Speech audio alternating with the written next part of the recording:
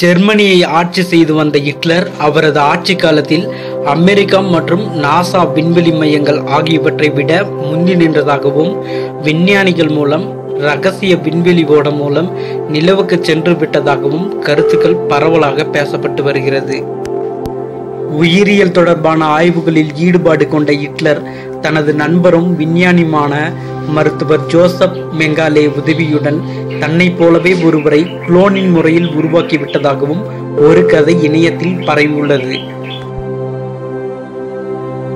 புவியின் தென் துருவத்தில் நாசிக்கள் படை மூலம் ஹிட்லர் 1930களில் இராணுவ தளம் ஒன்றை அமைத்ததாக கூறப்படுகிறது. ஹிட்லர் அங்கு சென்றிருக்கலாம் என்றும் கருதப்படுகிறது.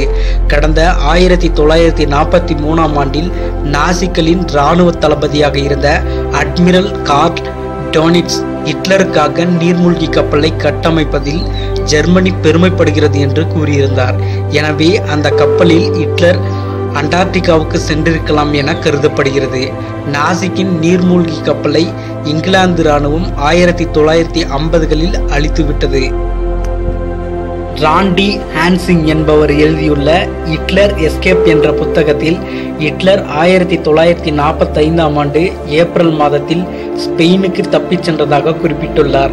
ஹிட்லர் மரணமடைந்ததாக கூறப்படும் பதுங்கு குழியில் கண்டெடுக்கப்பட்ட உடல் ஹிட்லரின் உடல் இல்லை என்ற தகவலின் அடிப்படையை கொண்டு இந்த வாதத்தினை அந்த எழுத்தாளர் முன்வைத்தார். அதே போல ஹிட்லரின் மனைவியான ஈவா பிரன் உடலும் கடைசி வரை அடையாளம் காணப்படவில்லை. ஹிட்லர் மரணம் குறித்து உலகில் உள்ள பெரும்பாலானவர்களின் நம்பிக்கை இதுவாகத்தான் இருக்கிறது. அரசியல் நிலை தனக்கு எதிராக திரும்பியதை கண்ட ஹிட்லர் இனியும் நாம் உயிரோடு இருக்கக்கூடாது என முடிவெடுத்து சைனீடை உட்கொண்டும் தலையில் துப்பாக்கியால் சுட்டுக்கொண்டும் தனது மனைவியுடன் கடந்த 1945ஆம் ஆண்டு ஏப்ரல் 30ஆம் தேதி உயிரிழந்ததாக கூறப்படுகிறது. இதையடுத்து ஹிட்லரின் உதவியாளர் அவரது உடலை எரித்ததாகவும் முழுமையாக உடல் எரியாததால் அதை புதைத்ததாகவும் நம்பப்படுகிறது.